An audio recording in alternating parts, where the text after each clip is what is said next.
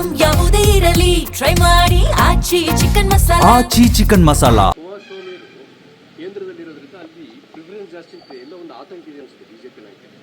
ಆಮೇಲೆ ಒಂದು ಕಡೆ ಕುಮಾರಸ್ವಾಮಿ ಅವರು ಒಂದು ವಿಧಾನಸಭಾ ಕ್ಷೇತ್ರದ ಅಭ್ಯರ್ಥಿ ಘೋಷಣೆ ಮಾಡಿದ್ದಾರೆ.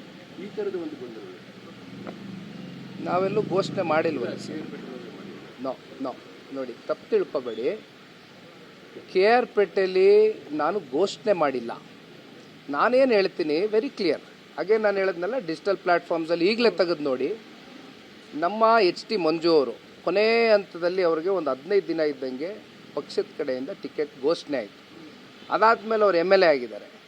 ನೀವು ಎಮ್ ಎಲ್ ಎ ಆಗಿದ್ದೀರಿ, ಮತ್ತೆ ನೀವು ಬರೋದಕ್ಕೆ ಜನಗಳ ಮಧ್ಯೆ ಇದ್ದು ಅವ್ರ ಪ್ರೀತಿ ವಿಶ್ವಾಸ ಗಳಿಸಿ ಮಂಜಣ್ಣ ಅವರೇ ಅಂತ ಹೇಳ್ತೀನಿ ನಾನು.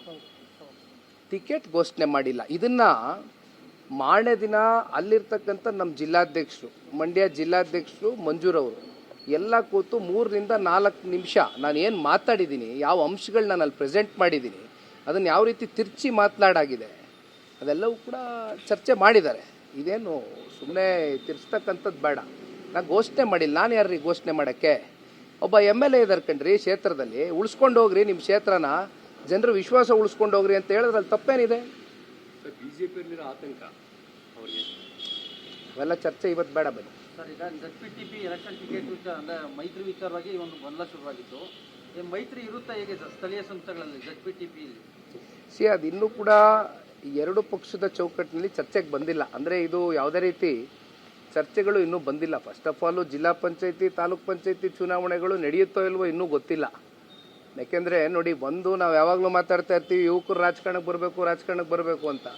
ಎಲ್ಲಿಂದ ಬರೋಕ್ಕಾಗುತ್ತೆ ಯುವಕರು? 11 ವರ್ಷಕ್ಕೊಂದ್ಸಲಿ ಆದ್ರೂ BBMP ಎಲೆಕ್ಷನ್ ಕಂಡಕ್ಟ್ ಮಾಡಿಲ್ಲ ಅಂದರೆ ಇನ್ನು ಹೊಸ ತಲೆಮಾರು ರಾಜಕಾರಣಕ್ಕೆ ಎಲ್ಲಿಂದ ಬರೋಕ್ಕಾಗುತ್ತೆ?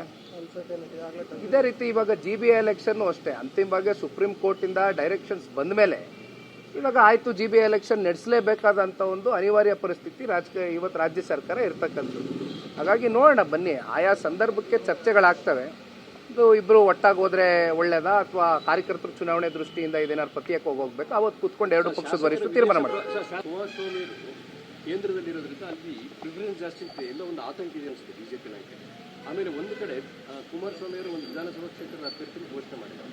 ಈ ಥರದ ಒಂದು ಗೊಂದಲ ನಾವೆಲ್ಲೂ ಘೋಷಣೆ ಮಾಡಿಲ್ವಲ್ಲ. ನೋ ನೋಡಿ, ತಪ್ಪು ತಿಳ್ಕೊಬೇಡಿ. ಕೆ ಆರ್ ಪೇಟೆಯಲ್ಲಿ ನಾನು ಘೋಷಣೆ ಮಾಡಿಲ್ಲ. ನಾನೇನು ಹೇಳ್ತೀನಿ ವೆರಿ ಕ್ಲಿಯರ್. ಹಾಗೆ ನಾನು ಹೇಳಿದ್ನಲ್ಲ, ಡಿಜಿಟಲ್ ಪ್ಲ್ಯಾಟ್ಫಾರ್ಮ್ಸಲ್ಲಿ ಈಗಲೇ ತೆಗೆದು ನೋಡಿ. ನಮ್ಮ ಎಚ್ ಟಿ ಮಂಜು ಅವರು ಕೊನೆ ಹಂತದಲ್ಲಿ ಅವರಿಗೆ ಒಂದು 15 ದಿನ ಇದ್ದಂಗೆ ಪಕ್ಷದ ಕಡೆಯಿಂದ ಟಿಕೆಟ್ ಘೋಷಣೆ ಆಯಿತು. ಅದಾದಮೇಲೆ ಅವ್ರು ಎಮ್ ಎಲ್ ಎ ಆಗಿದ್ದಾರೆ. ನೀವು ಎಮ್ ಎಲ್ ಎ ಆಗಿದ್ದೀರಿ, ಮತ್ತೆ ನೀವು ಬರೋದಕ್ಕೆ ಜನಗಳ ಮಧ್ಯೆ ಇದ್ದು ಅವ್ರ ಪ್ರೀತಿ ವಿಶ್ವಾಸ ಗಳಿಸಿ ಮಂಜಣ್ಣ ಅವರೇ ಅಂತ ಹೇಳ್ತೀನಿ ನಾನು.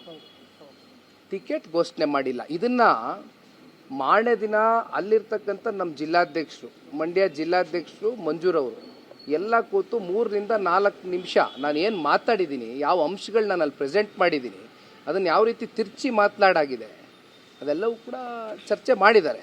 ಇದೇನು ಸುಮ್ಮನೆ ತಿರ್ಸ್ತಕ್ಕಂಥದ್ದು ಬೇಡ. ನಾನು ಘೋಷಣೆ ಮಾಡಿಲ್ಲ. ನಾನು ಯಾರ್ರೀ ಘೋಷಣೆ ಮಾಡೋಕ್ಕೆ? ಒಬ್ಬ ಎಮ್ ಎಲ್ ಎ ಇದ್ದಾರೆ ಕಣ್ರಿ ಕ್ಷೇತ್ರದಲ್ಲಿ, ಉಳಿಸ್ಕೊಂಡು ಹೋಗ್ರಿ ನಿಮ್ಮ ಕ್ಷೇತ್ರನ, ಜನರ ವಿಶ್ವಾಸ ಉಳಿಸ್ಕೊಂಡು ಹೋಗ್ರಿ ಅಂತ ಹೇಳಿದ್ರಲ್ಲಿ ತಪ್ಪೇನಿದೆ?